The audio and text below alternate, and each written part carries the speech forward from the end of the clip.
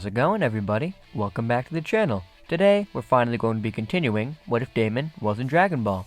If you missed the previous parts, number 1, what are you doing here? And number 2, go and check out the What If Damon Was in Dragon Ball playlist, so you can go and get caught up. We last left off with Karis and I making our way to Yardrat once again. That way, Karis can learn to harness her new android powers, just like I did. Paibara is obviously very happy to see me again, as my friends and I were some of his best students. I introduced my girlfriend and asked Paibara if it's okay to let her train under him as well, which of course it is. I set up a capsule house and Karis begins her training in spirit control under Paibara. Of course, I just managed to get my girl back after all this time, so I'm not going anywhere and we're going to be staying here together. Plus, I already know the ins and outs of spirit control, so I can help her out too if she needs it. With my ultimate form unlocked too, I can try my best to get a hold on that, and see if I can make it my new base form, as I know that no matter how much slacking an android can do, their powers will never diminish in any way.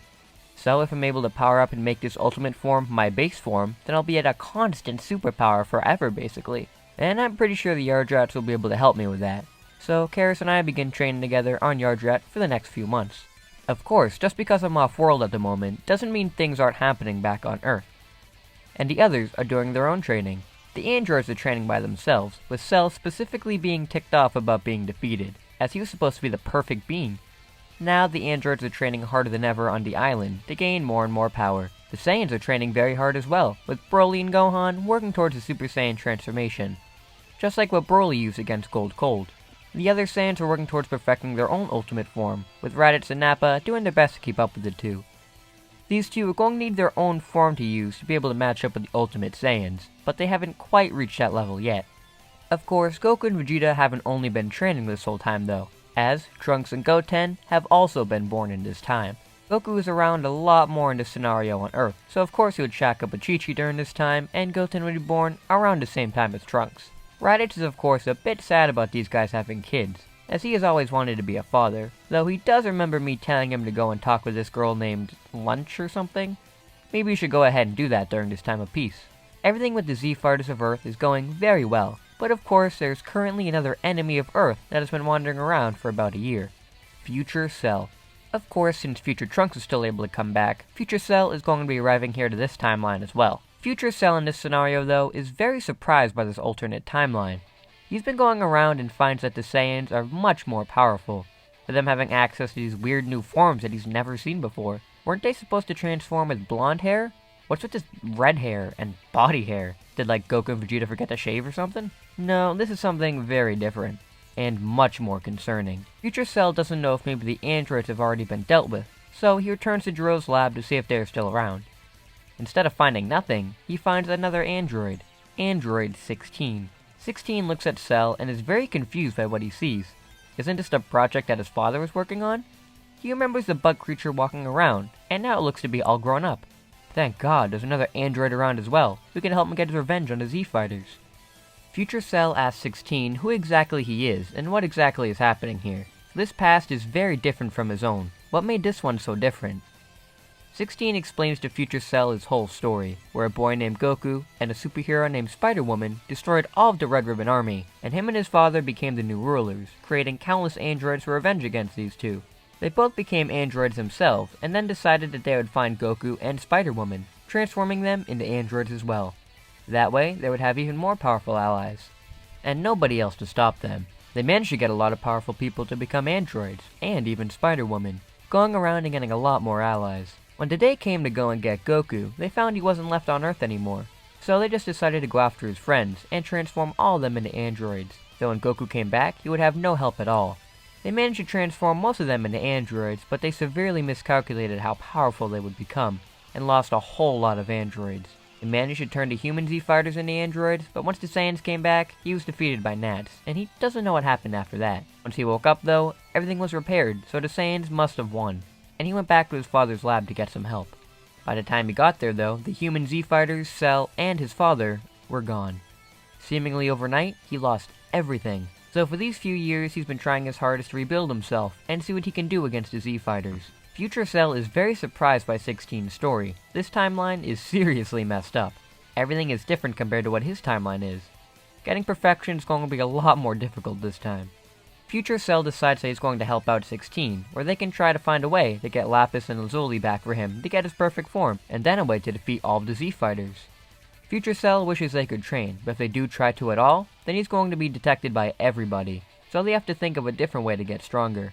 16 says that the only way for them to continue the plan of making everybody androids is to revive Jiro. They can't go and gather the Dragon Ball, since they wouldn't be able to make the wish at all before getting killed once they summon Shenron.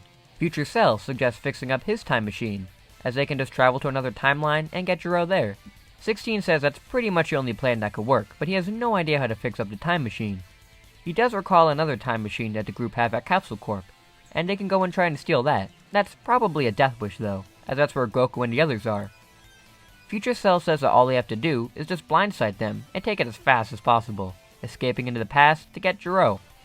So, the two investigate Capsule Corp on occasion, trying to learn the Saiyan schedules, and find a time when they'll be able to go and take the time machine.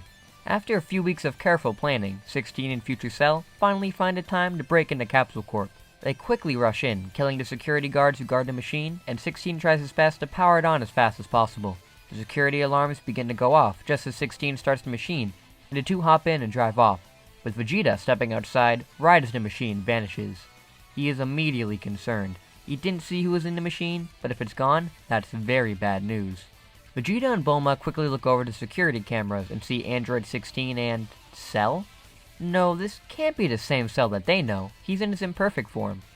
Or the one they know is perfect.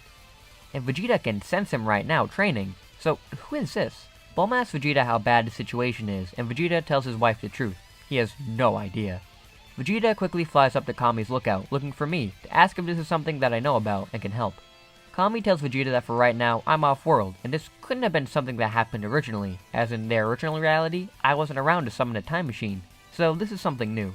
Vegeta is getting a little angry now, and even more worried. Vegeta then goes to 17's island and tells him what exactly happened. Cell is confused to hear that there's another him around, and is off messing with timelines? What's up with all that? Cell offers to take Vegeta with him to go off and find me to ask what exactly is happening, and to 2 instant transmission to Yardrat. I'm obviously pretty shocked to see Cell and Vegeta here, and ask what's up. They tell me the whole story, and I'm pretty surprised and terrified. Really? Future Cell went off in a different direction too than in canon? Why is everything changing for the worse lately? We all try and think of what we can do, and I say that I can't leave here right now, I need to stay and help train Karis. But they should just gather the Dragon Balls and wish to go into that alternate timeline, if Shenron is powerful enough to do that. That's really the only thing I can think of. Cell and Vegeta of course say this is probably the only way to stop the two, so they do just that. When the Dragon Balls are gathered, Shenron admits that his powers have increased a lot, but even he can't transport somebody else to another timeline. It seems that these guys are truly gone for good. I mean, they could just wish for another time machine, but they have no idea where in the timeline they went, so it probably isn't worth it if they get trapped going through a time. It's a tough decision that the heroes are going to have to make, but all we can do right now is just hope for the best that the timeline these guys are going to is protected. With the threat of Future Cell and 16 gone from this timeline, life resumes as normal with training. After a couple more months, Gohan is finally able to get to Super Saiyan form, after trying his best to help Broly. And while Broly still hasn't gotten to form again, he's building back up to it. With Gohan around too, he'll be able to access it better. Raditz and Nappa also managed to push their limits and achieve Super Saiyan Blue, which allows them to catch up more with Goku and Vegeta. Karis and I finally finished training, with Karis being able to access all of the techniques of spirit control, and be able to utilize her Spider-Woman powers once again. I also taught her how to fly too, because that's like the most useful ability to have in this universe. I have also fully mastered my ultimate form, being able to utilize it at 100% constantly, having it now be my base form, which means I'm one of the strongest beings in the universe as of now. Paibara is very impressed how much we've grown, and as a gift for finishing our training, he gives us both new uniforms, with me getting a nice God of Earth gi, with Karis getting a new and improved Spider-Woman costume. We both thank Paibara for everything, and we go off to return to Earth. On Earth, Karis decides that she's going to now stay with me up here on the lookout, as of course we're going to stick together, but she's going to be returning to her Spider-Woman duties down on Earth, to try and get her title back as a hero. She can just instant transmission down to West City, and goes around doing her Spider-Woman duties in fighting off petty criminals, and some bigger threats that may come around too. If you guys want to see some Spider-Woman stories with Karis too, then leave that suggestion down below, as I'm totally willing to make a mini-series about that. Life goes back to peacetime, and during this long time skip, Kami decides that it is now officially time for me to become the Guardian of Earth. I have no real reason to leave this planet anymore, and I've been doing a much better job in Kami's eyes than him. The Z Fighters all gather around as I undergo the ritual and become the new guardian of this planet. Kami then says that now it's time for him and Piccolo to reunite, and what the Earth needs now is a strong Namekian warrior, as it's already got a powerful guardian. Kami and Piccolo have been talking it over for a while, and it's more fit for them to fuse once more. I didn't think that Kami fusing into Piccolo would be so sad, as now I've really gotten to know my master, and I've lived with him for years. I know him very well, and now he's going to be leaving. Kami tells me not to worry too much, as he'll always be here with me, within the Nameless Namekian. So he's not going to be truly gone. Kami and Piccolo fuse together, and once again become the Nameless Namekian. Of course he's going to be looking just like Piccolo, and while the Nameless Namekian has forgotten his true name, the title of Kami belongs to me now, so it wouldn't exactly fit him, which means by process of elimination, Piccolo is the Nameless Namekian's new name. I wish I could help more by giving him his real name, but that was never revealed to us in this universe, so I can't really help him there. Being the new Guardian of Earth is a big deal, and it's mainly my job to make sure that things are going very well down on the surface world. Luckily, I can see the whole Earth, and if I ever see something bad going on, I'll just telepathically communicate with Karis, and have Spider-Woman go in to save the day.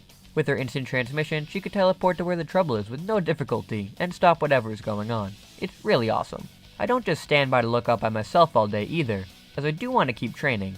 So I just make a clone of myself to watch over the Earth, while the real me can go training with the others. I have quite a few years to kill before Boo, and the androids and Saiyans seem to be doing very well with their own training, so I might as well help out the other humans. Mainly Chi-Chi, Master Roshi, and even Mr. Satan. But we'll get back into that tomorrow. That's right, this weekend is going to be full of What If Damon Was in Dragon Ball, as I really want to continue this series more. So, make sure you like this video and subscribe if you don't want to miss the next upload. Before I go, huge shout out to my patrons Dreadpool, Patrick Sandlin, Mr. Darkness, Cooper H, and Always Zero. You guys really help keep this channel going, so thanks so much. Anyways, that's all for me today guys. Till we meet again. See you later.